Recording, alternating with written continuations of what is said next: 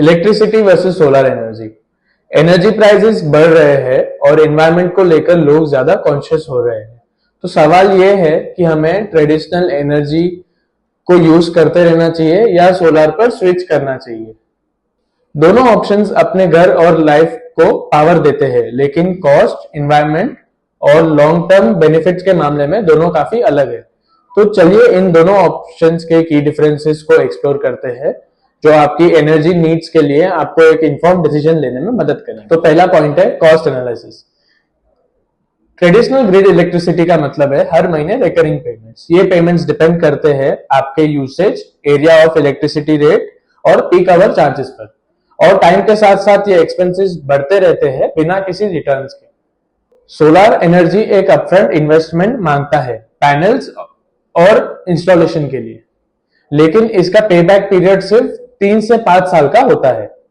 उसके बाद जो इलेक्ट्रिसिटी आप जनरेट करते हैं वो फ्री होती है, और गवर्नमेंट सब्सिडीज और सोलर फाइनेंसिंग ऑप्शंस की वजह से आज सोलर सिस्टम्स लेना काफी अफोर्डेबल हो गया है। Rising electricity cost. ज्यादातर कंज्यूमर्स ने लास्ट ईयर अपने इलेक्ट्रिसिटी बिल्स में 7.5% का सिग्निफिकेंट हाइक देखा। ये सडन कॉस्ट का राइज होना एक जागरूकता पैदा करती है हम कंज्यूमर्स में कि ट्रेडिशनल इलेक्ट्रिसिटी के कॉस्ट कभी भी बढ़ सकते हैं।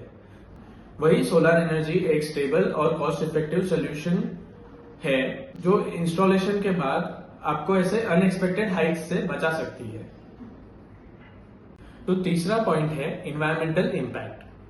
आज जो हम इलेक्ट्रिसिटी यूज करते हैं वो ज्यादातर फॉसिल फ्यूल्स और नेचुरल गैस से आती है। ये फ्यूल्स कार्बन डाइऑक्साइड रिलीज करते हैं और ग्लोबल वार्मिंग बढ़ाते हैं।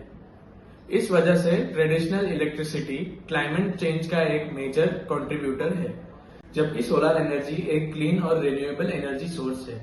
सूरज की रोशनी को हार्नेस करके सोलर पैनल्स फॉसिल फ्यूल्स पर डिपेंडेंट नहीं रहते हैं और ग्रीन हाउस एमिशंस को सिग्निफिकेंटली रिड्यूस करते हैं। सोलर पर स्विच करना आपके कार्बन एमिशंस लेवल को रिड्यूस करने का एक इम्पैक्टफुल तरीका है। तो चौथा पॉइंट है लॉन्जेटिविटी और मेंटेनेंस।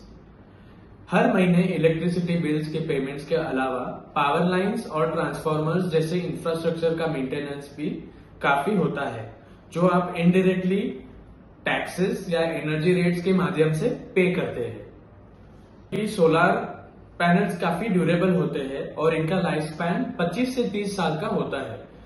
सोलर एनर्जी का मेंटेनेंस काफी मिनिमल होता है, सिर्फ क्लीनिंग और रेगुलर इंस्पेक्शंस की जरूरत होती है। लॉन्ग टर्म में सोलर एनर्जी सिस्टम्स ज्यादा कॉस्ट इफेक्टिव है। Financial incentives. Government renewable energy को अडॉप्ट करने के लिए फाइनेंशियल सब्सिडीज और स्कीम्स प्रमोट कर रही है।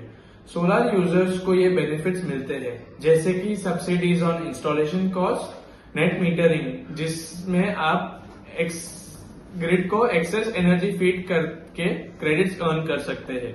सोलर फाइनेंसिंग कंपनीज जैसे क्रेडिट फेयर आपको EMI फैसिलिटीज ऑफर करते हैं। वही ट्रेडिशनल इलेक्ट्रिसिटी बिल्स के साथ आपको सिर्फ मंथली बिल्स मिलते हैं, जो आपको कोई फाइनेंशियल बेनिफिट्स नहीं देते।